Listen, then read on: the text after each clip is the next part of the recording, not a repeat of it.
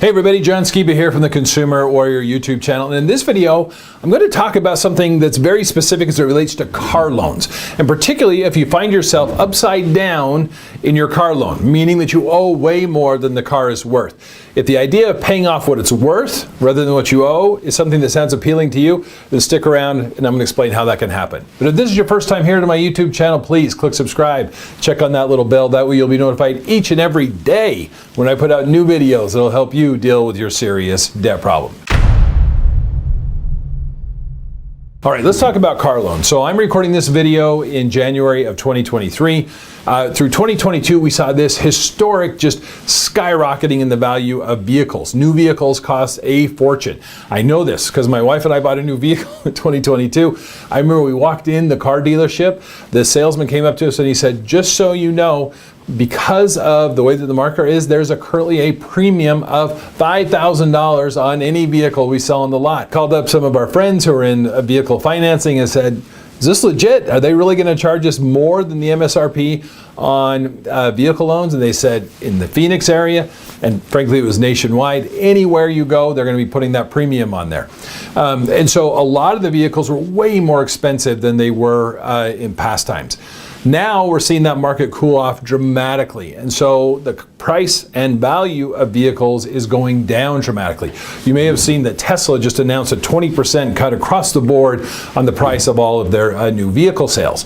So the question is now, what if you find yourself, you're in a car loan, you're upside down, you owe way more than the vehicle's worth. For example, let's say you bought a vehicle, you paid $50,000 for it, now you're finding it's worth $35,000 or $30,000. What are your options? Well, your options are obviously just to continue to pay it, pay the vehicle off, and that's what it is. But if you find yourself in a overall debt situation where you're considering bankruptcy, that's where guys like me come in. I'm a bankruptcy attorney in the state of Arizona, and I want to share with you a very powerful tool in a Chapter 7 bankruptcy called redemption. What the redemption process is if you file a Chapter 7 bankruptcy, you can redeem property that you owe money on where you owe more than the property is actually worth. So let's take my example that I talked about just a minute ago. Let's say you have a vehicle loan. You owe $50,000 on that vehicle, but let's say it's only worth $30,000.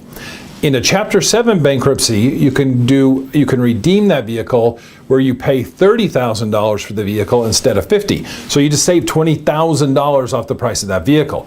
So that sounds like a pretty good deal. There is a catch, and here's the catch. You have to be able to pay the full $30,000 in a lump sum.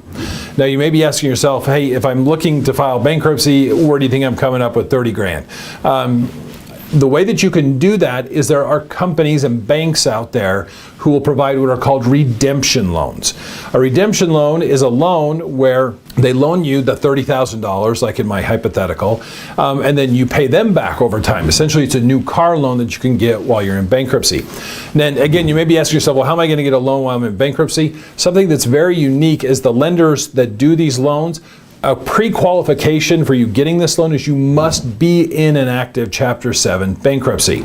They will take your information and they'll give you essentially terms of what that loan would look like. Now, I know that you're probably thinking, I'm sure that this is a horrible loan. They're not great. I mean, they're not perfect, I should say that, but they're not bad. And the reason is they have to be approved by the court. So a bankruptcy attorney like myself, what I have to do is I have to file a motion to redeem that property, redeem that vehicle, and I have to show side-by-side comparison what the current loan is, what the interest rate is, how much is owed on it, what the monthly payment is, and then I have to show what the new payment will be, what the new balance will be, the new interest rates, and they have to be fairly comparable as far as like interest rates and monthly payments, otherwise the court's not going to approve them. The banks know this.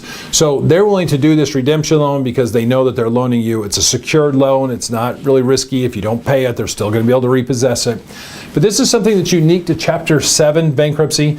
So if you're finding yourself dealing with a debt problem in general, and on top of that, your car is upside down, it's important to talk to a bankruptcy attorney, not only about getting rid of credit cards, medical bills, all that kind of stuff, but possibly redeeming your vehicle and getting a new loan to pay off the value instead of what's owed on it in that upside down world. So hopefully that's helpful. Again, my contact information is below. I do free consultations if you want to talk about bankruptcy and what that process would look like for your situation. Feel free to reach out, and thanks for watching today.